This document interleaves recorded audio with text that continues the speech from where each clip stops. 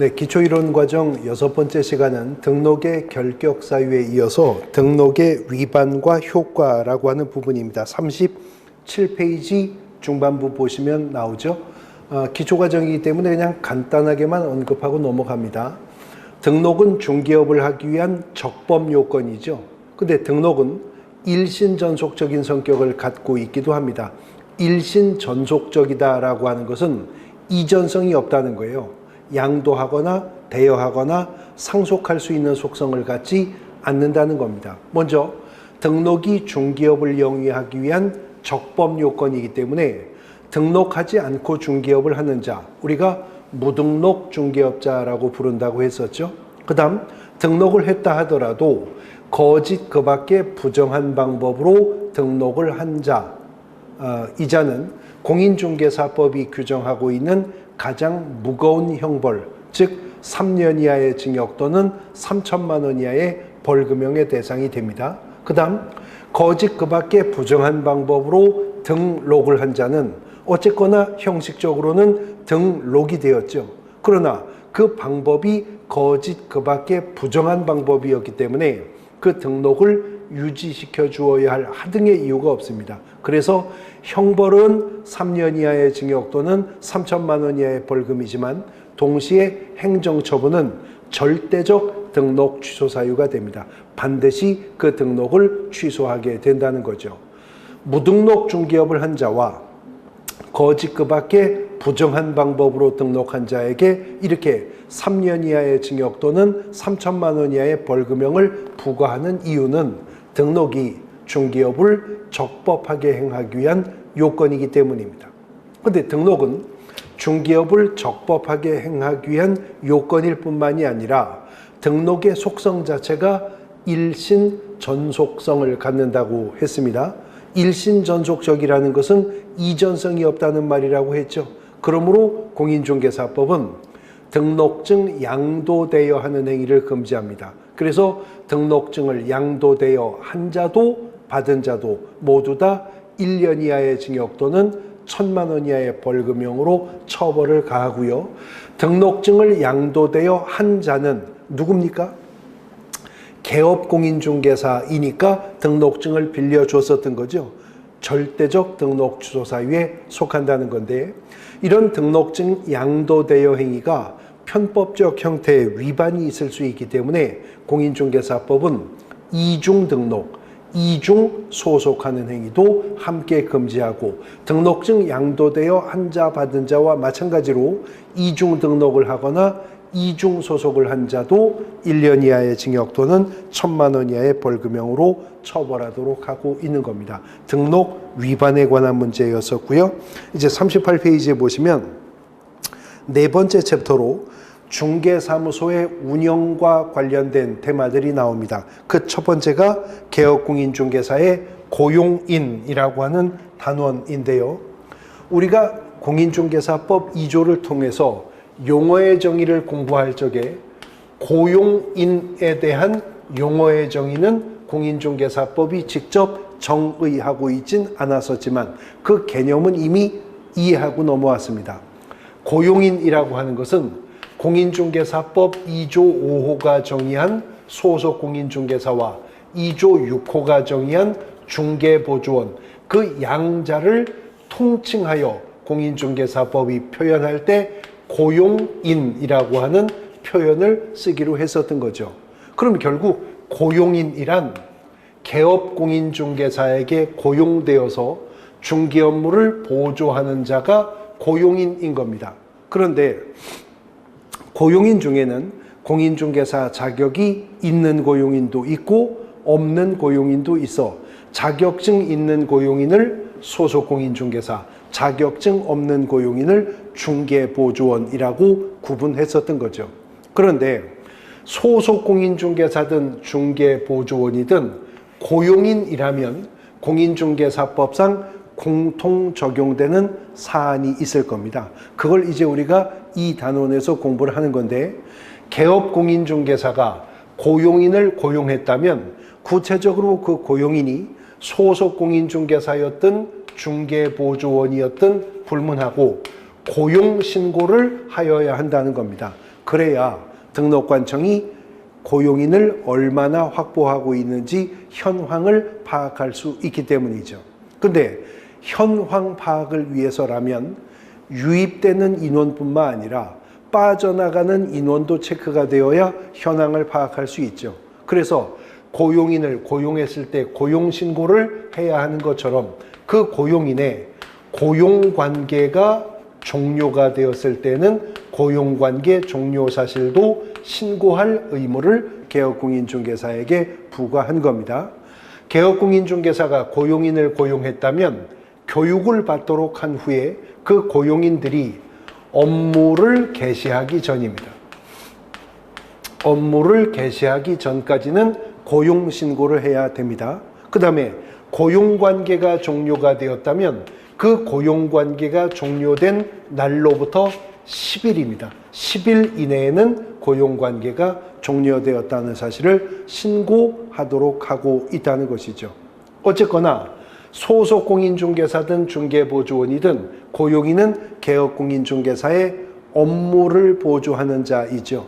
그러면 고용인이 행한 직무 관련성 있는 행위에 대해서는 고용한 개업공인중개사가 법적인 책임을 져야 할 것이잖아요. 그 근거 규정을 공인중개사법 15조 2항이 규정하고 있는데 공인중개사법 15조 2항은 소속 공인중개사 또는 중개보조원, 즉 고용인입니다. 고용인의 업무상 행위요. 고용인의 업무상 행위는 그 고용인을 고용한 개업공인중개사, 그 고용인을 고용한 개업공인중개사의 행위로 본다라고 규정을 하고 있습니다.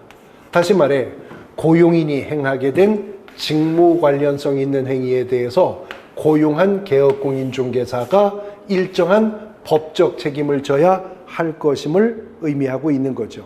그래서 고용인이 한 업무상 행위에 대해서 고용한 개업공인중개사가 어떠한 법적 책임을 질 것인가 하는 문제를 이제 민사 책임은 어떻게 질 것이고 행정상의 책임은 어떻게 질 것이며 또 형사 책임은 어떻게 질 것인지를 우리가 이제 분석해서 공부하게 되는 건데, 고용인이 행한 업무상 행위에 대해 개업공인중개사는 민사 책임, 다시 말해 손해배상 책임은 연대하여 책임을 지는데 심지어 무과실로까지 배상 책임을 개업공인중개사가 지게 된다는 겁니다. 또 고용인의 업무상 행위를 그를 고용한 개업공인중개사 행위로 본다는 것은 행정상의 책임에도 적용이 있는 것이기 때문에 고용인 때문에 개업공인중개사가 대신 행정처분을 받을 수가 있게 될 거라는 거죠. 대신 책임을 집니다. 고용인이 금지행위를 위반했을 때 그것 때문에 개업공인중개사가 업무정지 처분을 받거나 혹은 등록 취소 처분을 받게 될 수도 있다는 거죠. 그런데 형사 책임은요, 같은 법적 책임이라 하더라도 민사 책임과는 달리 엄격하게 자기 책임주의 원칙이라고 하는 것이 있습니다.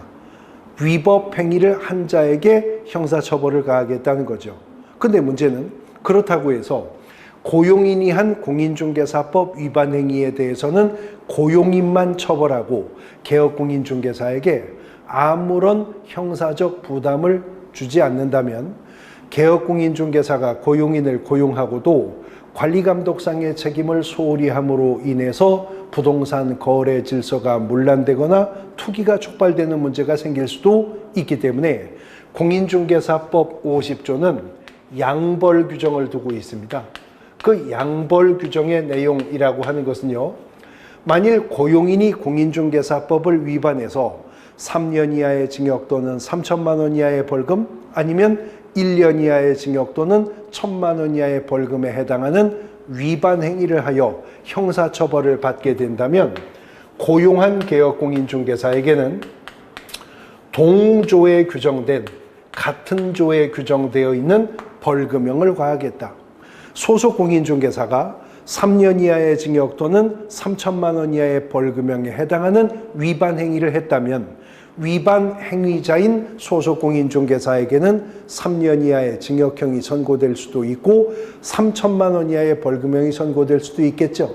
이때 고용한 개업공인중개사에게 양벌 규정을 적용한다면 같은 조에 규정된 벌금형인 3천만 원 이하의 벌금형을 선고할 수 있다는 겁니다. 단 고용인의 그러한 특정한 위반 행위를 방지하기 위해서 개업공인중개사가 주의와 감독상의 의무를 게을리하지 않았다면 그때는 양벌 규정 적용하지 않겠다. 그때는 벌금형도 선고하지 않겠다는 단서가 있다는 겁니다. 자, 고용인에 대해서 살펴보셨고요. 페이지를 넘어가 40페이지 보시면 업무의 범위라고 하는 단원이 나옵니다. 이 업무의 범위와 관련해서는 구체적인 테마는 세 가지 테마로 나누어 볼 수 있어요. 첫 번째, 중개 대상물의 범위. 두 번째는 업무 지역의 범위. 그리고 세 번째는 겸업의 허용 범위인데 이 중에 문제가 매년 출제되는 부분은 겸업의 허용 범위.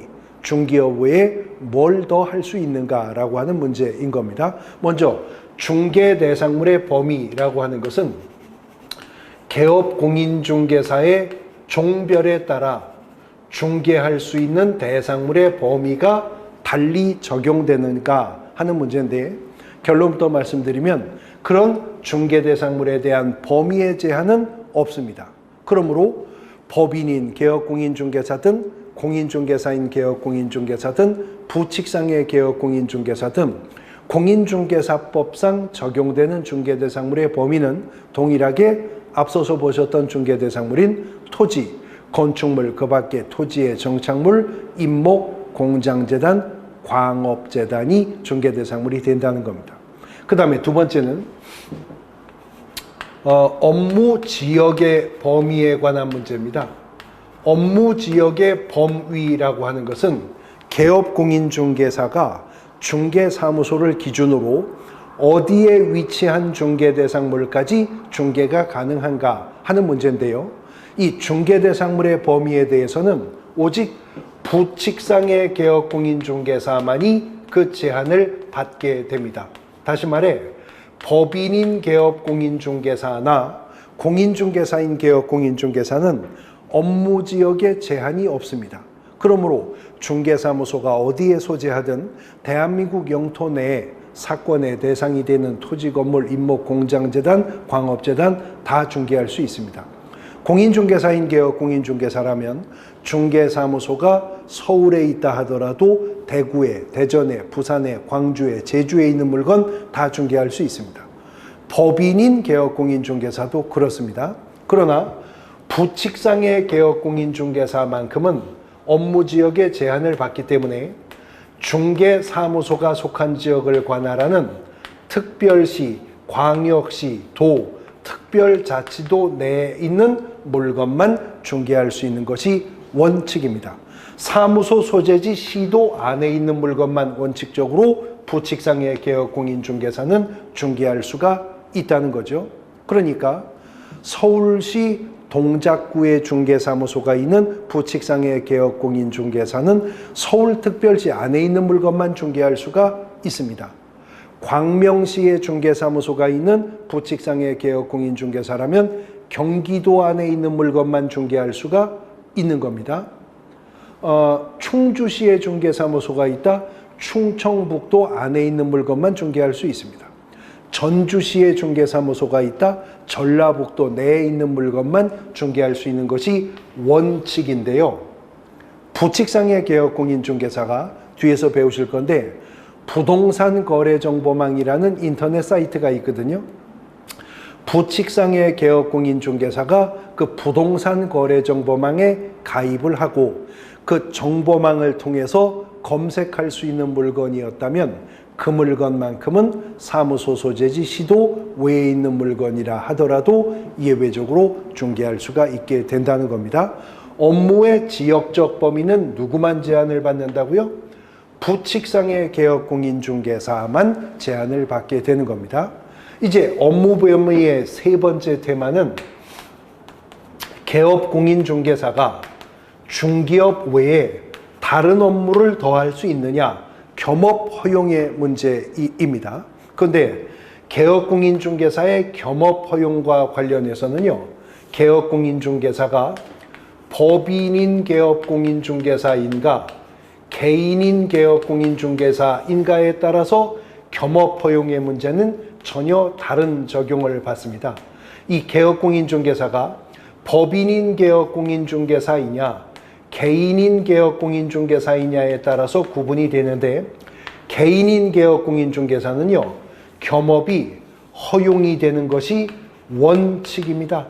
그래서 공인중개사인 개업 공인중개사나 부칙상의 개업 공인중개사라면 중개업을 영위하면서 자유롭게 다른 업종의 업무도 겸하여 수행할 수가 있게 된다는 거죠. 근데 법인인 개업 공인중개사는 얘기가 달라지는데요. 우리가 앞서 전전 시간 4차 시에 법인인 개업 공인중개사가 되려면 확보해야 할 5가지 등록의 기준을 공부했었죠.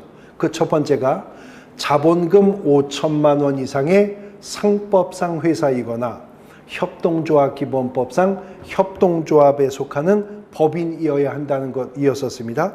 그리고 그 다음에 나왔었던 얘기가 뭐였었냐면, 법인은 공인중개사법 14조에 규정되어 있는 업무만 수행할 목적으로 설립된 법인일 것이라고 하는 것이었죠.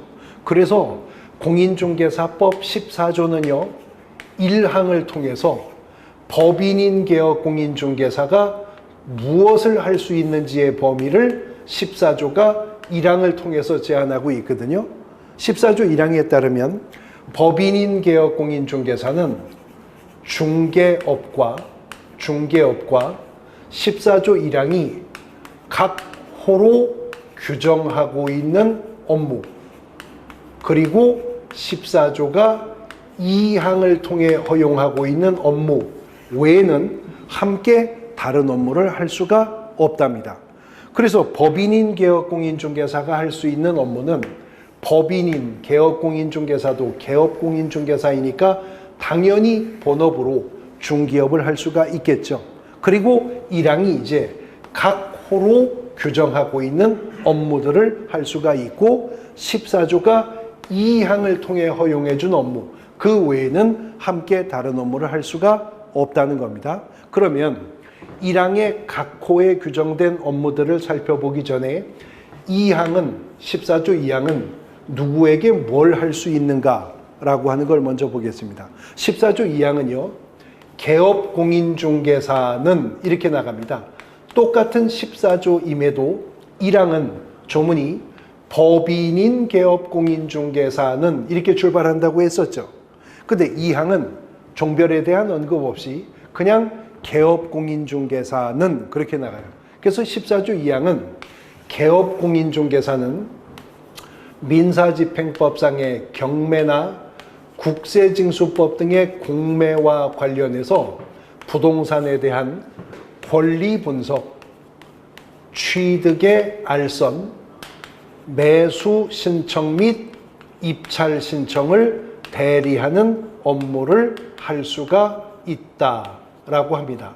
질문: 누가 경공매와 관련한 권리 분석, 취득의 알선, 매수 신청이나 입찰 신청을 대리할 수가 있다고요? 네, 개업공인중개사가요. 14조 2항 그냥 개업공인중개사가 그랬습니다. 그런데 문제는 공인중개사법 부칙에 보면요, 부칙상의 개업공인중개사는 14조 2항의 규정에 불구하고 동항의 업무를 할 수 없다라는 규정이 부칙에 별도로 있습니다.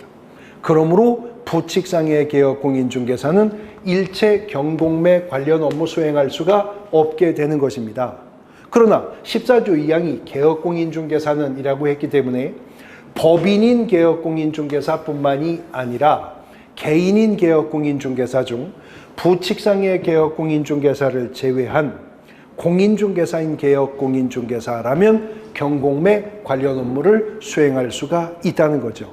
단 14조 2항은 개업공인중개사에게 경공매 관련의 권리분석, 취득계약서, 매수신청이나 입찰신청을 대리할 수 있다고 했는데 그 중에 민사집행법상의 경매대리업, 민사집행법상의 경매대리 업무를 하려면 14조 3항이 조건을 제시합니다.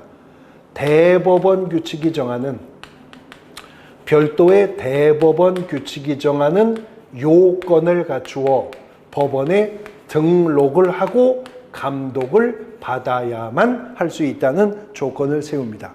지금 여기서 말하는 대법원 규칙이란 공인중개사의 매수신청 대리인 등록에 관한 대법원 규칙을 말하는 것이고요. 그것은 중개실무편 가장 마지막 단원으로 우리가 공부할 겁니다. 대법원 규칙을. 그 대법원 규칙이 요구하는 조건을 갖추어 지방법원에 가서 등록을 하고 감독을 받는다면 법인인 개업 공인중개사나 공인중개사인 개업 공인중개사가 변호사나 법무사 자격 없이도 경매 대리 업무를 수행할 수가 있다라고 하는 겁니다. 다시 14조 1항으로 돌아오면 14조 1항은 문장의 주어가 법인인 개업 공인중개사였었습니다. 법인인 개업 공인중개사는요, 중개업과 이 항이 할 수 있다고 한 경공매 관련 업무 외에는 이제 1항이 각 호로 규정해 준 업무만 더할 수가 있는데 14조 1항이 각 호로 규정해 준 업무가 5가지 업무가 있다는 겁니다. 첫 번째는 상업용 건축물이나 주택에 대한 임대 관리 등의 부동산 관리 대행하는 업무를 할 수가 있다라고 하는 겁니다. 40페이지 맨 밑에 겸업범위 박스 있죠? 거기 나오는 얘기입니다. 부동산 관리 대행할 수 있대요. 그 다음에 두 번째는 부동산의 이용, 개발 및 거래에 관해 상담을 할 수 있다. 부동산 컨설팅 업무를 법인인 개업공인중개사가 할 수 있답니다. 그 다음에 세 번째는 개업공인중개사를 대상으로 중기업의 경영기법이나 중기업의 경영정보를 제공하는 업무를 할 수가 있답니다. 이른바 프랜차이즈 업무를 할 수 있다는 거죠. 단 대상은 누구를? 개업공인중개사를 대상으로 한다면. 그 다음에 네 번째는 상업용 건축물이나 상가 말입니다. 주택입니다. 상업용 건축물이나 주택에 대해서 분양 대행을 하는 업무를 할 수가 있답니다. 마지막으로는 의뢰인의 의뢰가 있다면 도배나 이사업체의 소개 등과 같은 주거 이전의 부수가 되는 용역의 알선 업무를 할 수가 있답니다. 그래서 법인인 개업공인중개사가 중개업과 경공매 관련 업무 외에 할 수 있는 업무는 1항이 각 호를 통해서 허용해 준 이 5가지 업무만 더 할 수가 있다는 거죠. 그런데 공인중개사 시험은 오지선다형 객관식으로 출제되고 있다는 거 익히 알고 계시죠? 근데 14조 1항이 각 호로 허용해 준 업무가 5가지 업무이기 때문에 요 5가지 업무를 가지고 시험 문제 지문은 단독 문제로 거의 매년 문제가 출제가 되고 있습니다. 법인이 할 수 있는 겸업의 허용 범위 위에서 살펴두셔야 됩니다. 법인인 개업공인중개사가 이러한 14조에 의해서 허용된 업무가 아닌 업무를 하게 된다면 이것은 상대적 등록 취소 사유입니다. 등록관청은 등록을 취소할 수 있는 사유가 될 것이다 하는 겁니다. 업무 범위에 대해서 살펴보셨습니다. 이제 41페이지에 보시면 중개사무소입니다. 중개사무소. 우리가 이미 등록의 기준과 절차를 공부할 때 중개사무소 얘기가 나왔었죠. 공인중개사가 공인중개사인 개업 공인중개사가 되고자 할 때 확보해야 할 2가지 등록의 기준, 법인이 법인인 개업 공인중개사가 되고자 할 때 확보했어야 할 5가지 등록의 기준 중에 공통적으로 있었던 것이 사무소를 확보해야 된다는 거죠. 중개활동의 중심이나 근거가 되는 장소를 확보해야 그 자는 등록을 받아 개업공인중개사가 될 수가 있었습니다. 근데 이러한 중개사무소는 등록이 일신전속적인 성격을 갖기 때문에 1인 1등록에 1사무소를 확보해야 한다는 것이죠. 등록이 일신전속적인 성격을 갖기 때문에요. 그래서 1등록을 위반하는 이중등록이나 이중소속 행위를 공인중개사법이 12조를 통해서 금지하고 있는 겁니다.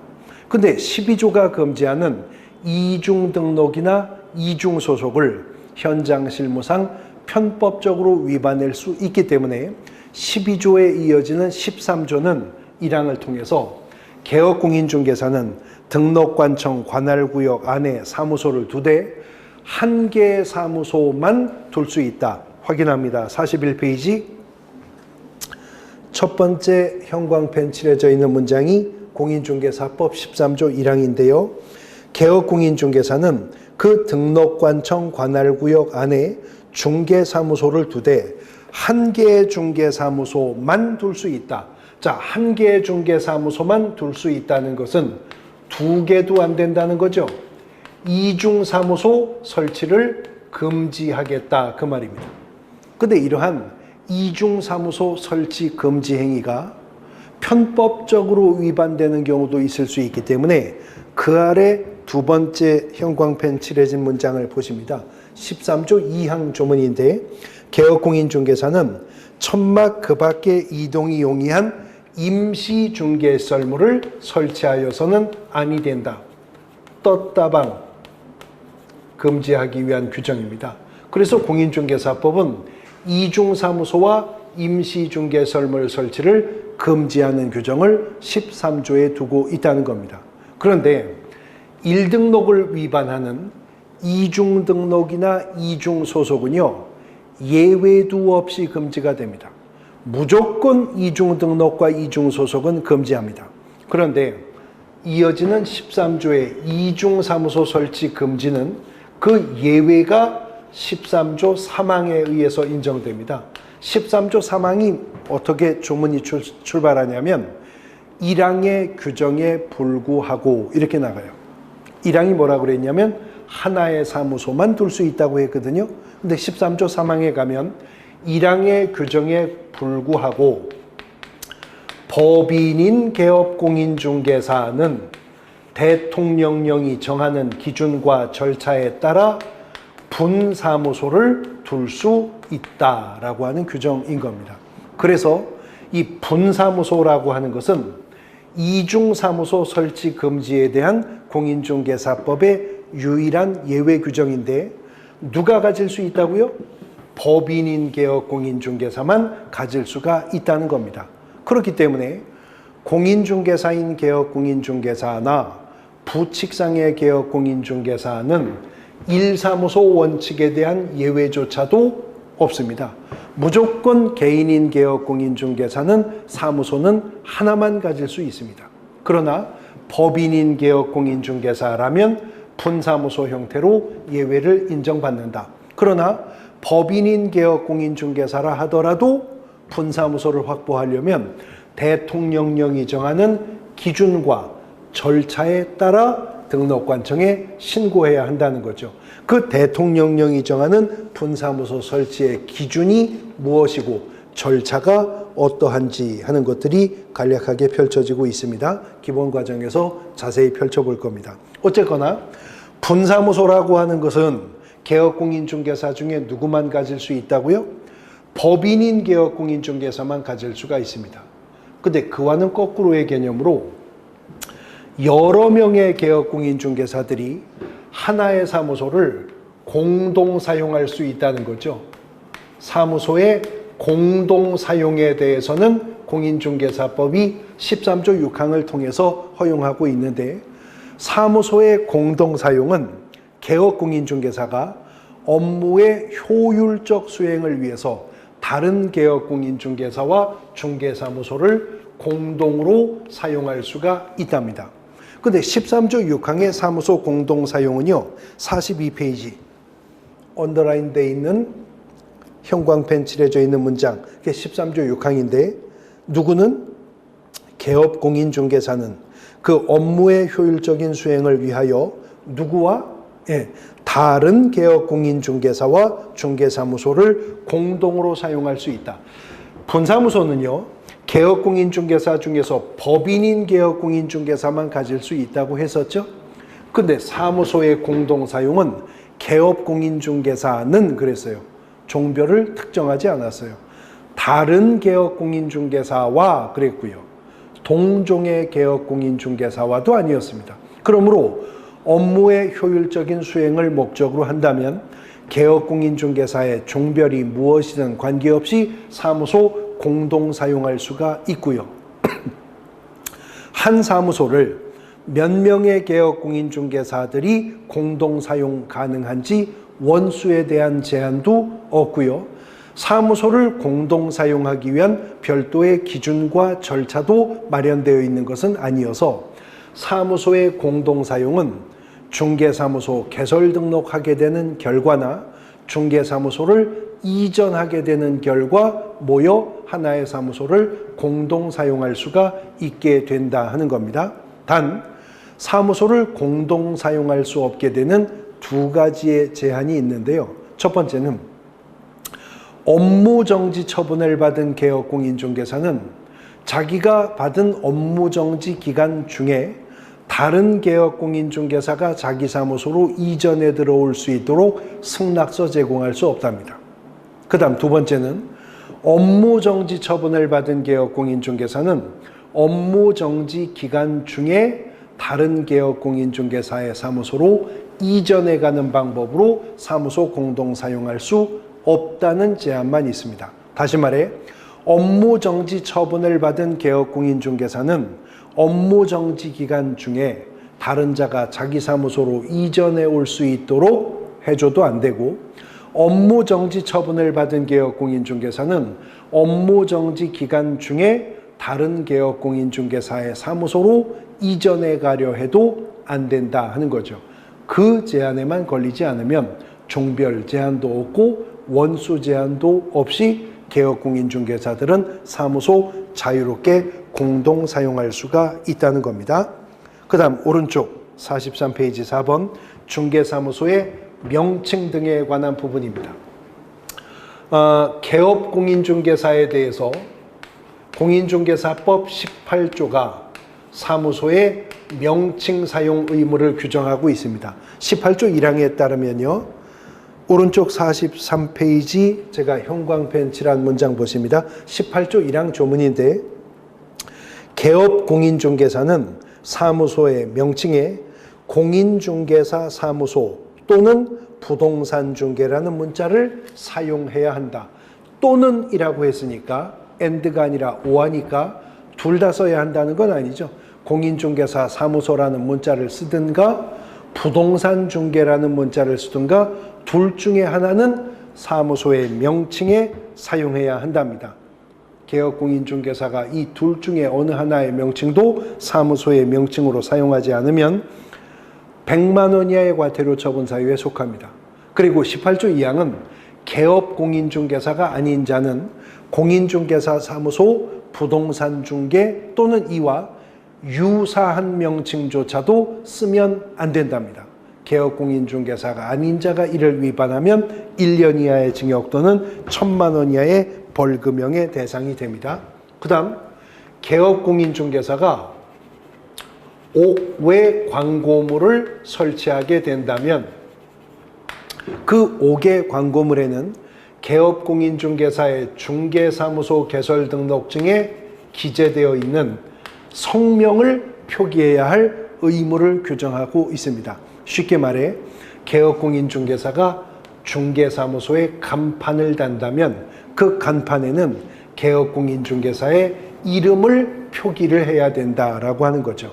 이때 그 성명은 공인중개사법 시행규칙에 따르면 인식할 수 있는 정도의 크기로 성명 표기를 해야 된다. 간판에 알아볼 수 있는 정도 크기로 개업공인중개사 이름을 써 넣어야 된다는 거죠. 그 성명 표기 의무를 위반했을 때에도 역시 100만 원 이하의 과태료 처분 사유에 속하게 된다는 겁니다. 그 다음 페이지 넘어가 보시면 44페이지 중개 대상물에 대해서 표시 광고입니다. 개업공인중개사라면 중개 활동 과정에서 의뢰받은 중개 대상물에 대해서 표시 광고하는 행위를 할 수 있어야 하겠죠. 근데 개업공인중개사가 중개 대상물에 대해서 표시 광고할 때 일정한 사항을 명시하여 표시 광고해야 할 의무를 규정하고 있는 것입니다. 그래서 44페이지에 보시면 5번에 괄호 1번에 1항 개업공인중개사가 의뢰받은 중개대상물에 대해서 표시 광고하려면 중개사무소 및 개업공인중개사에 관한 사항으로 다음의 사항을 명시해야 된다. 그래서 명시해야 될 사항이 박스 안에 있죠. 중개사무소의 명칭, 소재지, 연락처 및 등록번호, 그리고 개업공인중개사의 성명을 명시해서 표시 광고해야 되고, 그 다음에 중개대상물에 대해서 표시 광고할 때는 명시해야 할 사항을 정했을 뿐만 아니라 명시하면 안 되는 것도 2020년 개정을 통해 정했는데 바로 3항입니다. 3항 중개보조원에 관한 사항은 명시해서는 안 된다는 거죠. 그 다음에 개업공인중개사가 중개대상물에 대해서 표시 광고하는 수단으로 인터넷을 이용하는 경우가 있을 거잖아요. 인터넷을 이용해서 표시 광고한다면 지금 44페이지 위에 박스 안에 있는 내용 외에도 소재지, 면적, 가격 등 대통령령이 정하는 일정한 사항을 추가적으로 명시해서 표시 광고하도록 하고 있습니다. 이러한 표시 광고 시 명시 의무 위반은 100만 원 이하의 과태료 처분 사유에 속합니다. 그 다음에요, 중개대상물에 대해서 표시 광고를 할 때 부당한 표시 광고를 하면 안 되는데 44페이지 하단부 박스 안에 있습니다. 기억항 중개대상물이 존재하지 않아서 실제로 거래를 할 수 없는 중개대상물에 대한 표시 광고, 허위 매물 광고하면 안 된다는 거죠. 니은 중개대상물의 가격 등 내용을 사실과 다르게 거짓으로 표시 광고하거나 사실을 과장되게 표시 광고하는 거, 미끼 매물 광고에서는 안 된다는 것이죠. 그 다음 디귿 그 밖에 표시 광고의 내용이 부동산 거래 질서를 해치거나 의뢰인에게 피해를 줄 우려가 있는 것으로서 대통령령이 정하는 내용의 표시 광고하면 안 된다. 이러한 표시 광고 시 부당한 표시 광고 행위는 500만 원 이하의 과태료 처분을 내리도록 하고 있는 겁니다. 그리고 개업공인중개사가 아닌 자는 아예 중개대상물에 대해서 표시 광고를 하면 안 된다는 거죠. 개업공인중개사가 아닌 자가 중개대상물에 대해서 표시 광고를 하면 이거는 1년 이하의 징역 또는 1,000만 원 이하의 벌금형으로 처벌을 가하겠다라고 하는 것입니다. 그 다음 이제 6번을 보시면 중개사무소의 이전입니다. 헌법상 국민에게 거주 이전의 자유가 있듯이 개업공인중개사도 중개사무소를 이전할 수 있습니다. 등록관청 관할구역 내에서 이전도 가능하고요. 등록관청 관할구역 외로도 이전할 수 있어요. 어디로든 이전할 수 있고 몇 번이고 이전할 수도 있습니다. 단 개업공인중개사가 중개사무소를 이전했다면 이전한 사실을 신고해야 되는데 개업공인중개사가 사무소를 이전했다면 이전한 날로부터 열흘입니다. 10일 이내에 이전 신고를 하되 만일 등록관청 관할구역 외로 이전을 했다면 이전 후 등록관청, 옮겨간 지역을 관할하는 등록관청에 가서 사무소를 이전한 사실을 신고해야 됩니다. 이때 중개사무소 이전 신고서와 등록증과 사무소 확보 증명서류를 이전 후 등록관청에 제출한다는 거죠. 그러면 이제 이전 전 지역의 등록관청은 이전 후 등록관청에게 이전한 개업공인중개사의 등록신청 서류, 등록대장, 그리고 최근 1년간의 행정처분 받은 서류와 행정처분 절차가 진행 중에 있다면 행정처분 절차가 진행 중인 서류를 송부하도록 하고 있다는 겁니다. 사무소 이전은 등록관청 관할구역 내에서 이전이든 관할구역 외로 이전이든 이전했다면 이전한 날로부터 10일 이내 이전한 사실을 신고해야 된다. 단 등록관청 관할구역 외로 이전을 했을 경우에는 이전 후 등록관청에 가서 이전 신고를 하게 된다라고 하는 부분 정리해 두시면 되겠습니다. 그 다음 45페이지 맨 밑에 보면 개업공인중개사가요, 중개사무소에 간판을 철거해야 할 의무를 규정하고 있습니다. 개업공인중개사가 간판을 달아야 할 의무가 있었나요? 그런 의무는 없었어요. 단 5개 광고물을 설치한다면 거기에 성명을 표기할 의무가 있었지, 5개 광고물을 설치할 의무 자체는 공인중개사법에 없었거든요. 근데 설치된 간판을 철거해야 하는 경우는 3가지를 규정해 둔 겁니다. 페이지를 넘겨보시면 간판 철거 의무인데요. 46페이지 위에 박스 안에 A항, B항, C항이 있죠. 이 중에 어느 하나에 해당하는 경우에 지체 없이 간판 철거해야 됩니다. 먼저 A항, 등록관청의 중개사무소 이전 사실이 신고되었을 때 사무소 옮겼으면 전 지역에 간판 철거해야 됩니다. 두 번째는 폐업 사실을 신고했을 때 중개업 그만하겠다고 폐업 신고했다면 간판 철거해야 됩니다. 그 다음에 C항, 중개사무소 개설 등록에 취소 처분을 받았을 때는 지체 없이 간판 철거해야 됩니다. 중개사무소 이전 신고하고도 그만하겠다고 폐업 신고하고도 등록관청으로부터 등록 취소 처분을 받고도 개업공인중개사가 지체 없이 간판 철거하지 않으면 등록관청은 행정대집행법에 근거해 대집행할 수 있도록 규정하고 있다라고 하는 거죠. 공인중개사법상 중개사무소의 개념과 관련된 내용들을 살펴보셨고요. 이제 47페이지에 보시면 인장등록이라고 하는 의무가 나옵니다.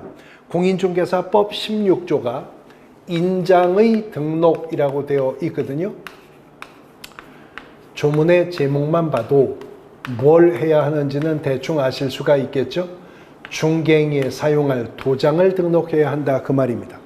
근데 항상 공인중개사법 조문은 각 개별 조문에 문장의 주어가 어떻게 시작하는가를 유의하셔야 됩니다. 거기에 따라 해당 조문의 적용 대상의 범위가 설정되는 것이기 때문에 그렇죠. 근데 인장등록 의무는 공인중개사법 16조에 규정되어 있는데요.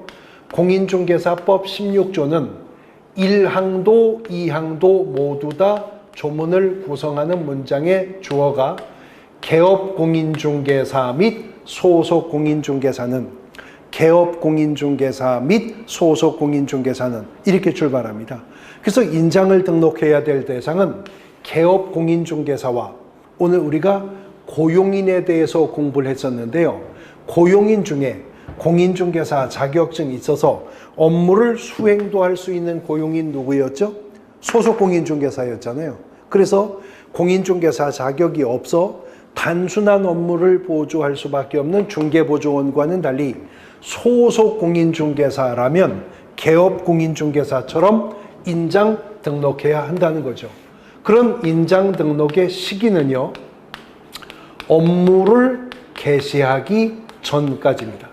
업무를 개시하기 전까지 개업공인중개사 및 소속공인중개사는 중개행위에 사용할 인장을 등록해야 하고, 인장을 등록한 상태에서 업무를 개시했다면 이제 중개행위와 관련해 날이 날 일이 있을 때는 등록한 인장을 사용해야 할 의무가 있다는 거죠. 그런데 개업공인중개사 및 소속공인중개사가 업무 개시 전에 등록한 인장을 분실할 수도 있죠. 업무 과정에서 파손되거나 마모될 수도 있죠. 그래서 인장이 바뀌었다면 인장을 변경한 때에는 7일입니다. 7일 이내에는 변경 등록을 하도록 의무로 규정하고 있습니다. 그러면 개업공인중개사나 소속공인중개사가 업무 개시 전에 어떤 인장을 등록해야 하는가 하는 문제죠. 이거는 법인으로서 인장 등록을 하는가, 개인으로서 인장 등록을 하는가에 따라 달라지는데요. 법인이 인장 등록하는 방법은 상업 등기 규칙에 근거해서 법인의 인장을 등록을 하는 겁니다. 그래서 법인이 인장 등록하는 방법은 상업 등기 규칙에 근거한 법인 인감증명서를 등록관청에 제출하는 것으로 인장 등록을 하는 거죠. 단 법인인 개업공인중개사만큼은 개인과는 달리 분사무소라는 걸 가질 수가 있었죠. 그래서 분사무소가 별도로 인장 등록한다면 가능한데 상업등기 규칙에 근거한 법인의 대표자가 보증하는 인장을 등록할 수 있답니다. 그 다음 개인으로서 인장 등록해야 할 대상, 개인인 개업공인중개사와 소속공인중개사이겠죠. 이들은 가족관계 등록부나 주민등록표에 기재된 성명이 나타나 있는 인장으로서 그 인장의 괄호나 세로의 규격이 각각 7mm 이상 30mm 이내의 사이즈 규격이어야 한답니다. 그런 인장을 업무개 전에 등록하고 등록한 인장을 사용해야 하며 변경한 때에는 7일 이내에 변경 등록을 하도록 하고 있다는 거죠. 인장 등록 의무에 대해서 보셨고요. 이제 한 페이지를 넘어가니 49페이지에 휴업 및 폐업 등의 신고 의무가 나오고 있습니다. 휴업 신고 의무니까 쉬었다가 보겠습니다. 다음 시간에 보도록 하겠습니다.